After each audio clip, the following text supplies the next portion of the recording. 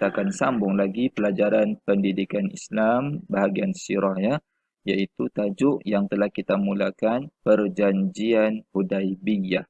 Hari ini kita akan sambung dengan kesan-kesan dan hikmah di sebalik peristiwa ini. Jadi sebelum itu, mari sama-sama kita lihat secara ringkas isi-isi penting berkaitan dengan peristiwa Perjanjian Hudaibiyah. Baik, Perjanjian Hudaibiyah ini dilakukan di antara dua pihak, iaitu pihak umat Islam yang diketuai oleh Rasulullah sallallahu alaihi wasallam yang berada di Madinah dengan orang-orang kafir Quraisy yang berada di Makkah. Pada asasnya, hubungan antara umat Islam dengan orang kafir Quraisy di Makkah ialah hubungan yang masih berperang. Jadi, Perjanjian Hudaibiyah dilakukan sebagai salah satu cara untuk mencari kedamaian. Baik, jadi bila berlakunya? Berlaku apabila Nabi kita SAW bersama umat Islam mahu menunaikan umrah. Apa itu umrah? Umrah ialah ibadah yang mana kita perlu datang ke Baitullah di Makkah untuk menziarahinya dan melakukan beberapa atur cara ibadah di sana. Jadi mesti datang ke Makkah baru boleh buat umrah. Jadi Nabi kita mahu pergi ke sana bersama-sama dengan 1,400 orang semuanya.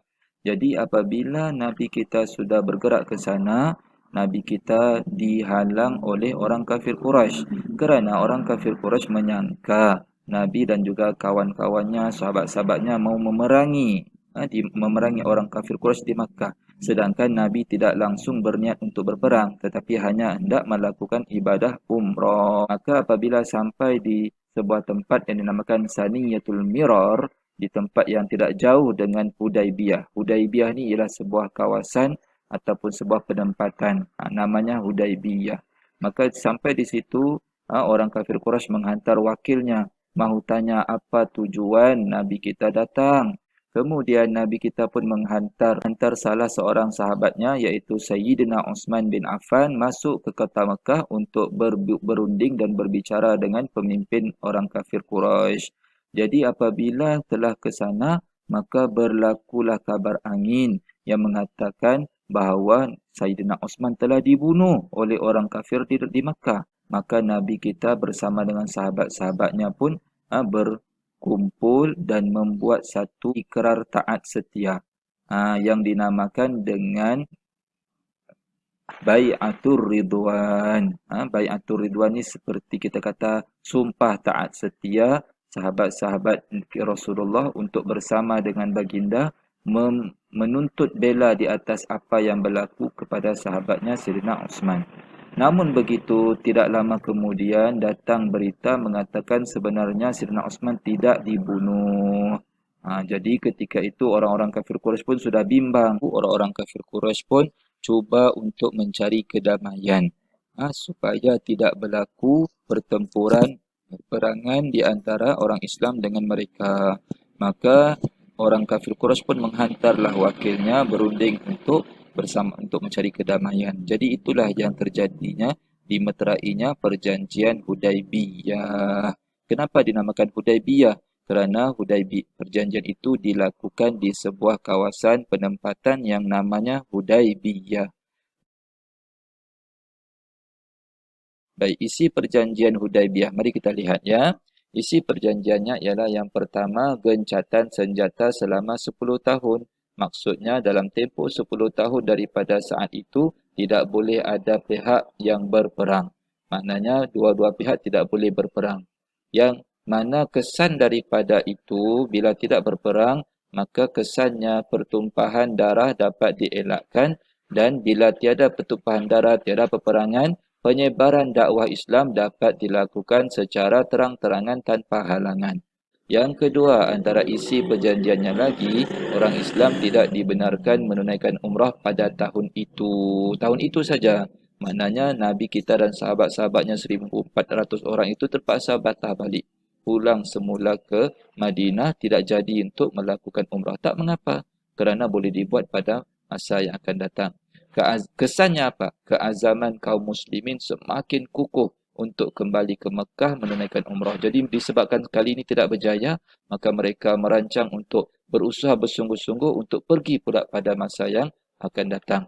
Yang ketiga, isinya lagi ialah kedua-dua pihak bebas membuat perjanjian dengan pihak yang lain. Tidak ada masalah. Kalau umat Islam mahu bergabung dengan kaum-kaum yang lain, dipersilakan. Begitu juga dengan orang kafir. Maka kesannya apa? Nabi mengambil peluang menjalinkan hubungan dengan negara dan kabilah ataupun kumpulan-kumpulan Arab yang lain yang ada di sekitar kota Madinah dan juga kota Mekah. Kemudian yang keempat, orang Quraisy Mekah yang datang kepada pihak Nabi SAW tanpa kebenaran walinya. Maksudnya mungkin bapaknya, ketuanya tak izinkan. Jadi walaupun telah memeluk Islam, maka hendaklah dipulangkan semula kepada kaumnya. Maksudnya kalau ada orang-orang kafir di Mekah yang telah memeluk Islam dan dia mau bersama bergabung dengan Rasulullah di Madinah, maka tidak dibenarkan. Kena pulangkan balik orang itu. Kesannya apa? Kesannya orang yang sudah memeluk Islam itu dia boleh duduk bersama dengan kawan-kawannya di Mekah dan sambil-sambil itu boleh sebarkan agama Islam kepada mereka. Yang kelima, sesiapa daripada pihak Nabi Muhammad SAW yang datang kepada pihak Quraisy Makkah tidak akan dipulangkan. Mari kita lihat apakah iktibar, pengajaran dan hikmah di sebalik peristiwa perjanjian Hudaibiyah ini. Yang pertama, sebagai seorang pemimpin, apa hikmahnya? Yang pertama, bila kita jadi pemimpin, kita perlu bijak merancang dan mengatur strategi seperti mana bijaknya Rasulullah SAW. Yang kedua, mengatasi masalah dengan tenang dan rasional. Jangan emosi, jangan marah-marah. Yang ketiga, seorang pemimpin itu bijak, perlu bijak membuat sesuatu keputusan. Baik, seterusnya. Sebagai seorang yang dipimpin pula, maknanya pengikut ataupun rakyat, apakah tanggungjawabnya? Perlu taat kepada pemimpin selagi tidak melanggar syarak. Selagi mana tidak melanggar hukum agama, kena taat. Yang kedua, berganding bahu dan menyokong pemimpin. Jangan pula berpecah belah, jangan pula mengingkar perintah pemimpin. Yang ketiga, mengamalkan toleransi. Maksudnya, cuba bertolak ansur. Jangan memaksa orang untuk menerima pendapatnya saja. Cuba terima pendapat orang lain. Baik, yang seterusnya, sebagai seorang Muslim, apa pengajarannya? Yaitu yang pertama, mentaati perintah Allah dan Rasul. Kita orang Islam kena ikut perintah Allah dan Rasul. Yang kedua, bersungguh-sungguh melakukan sesuatu.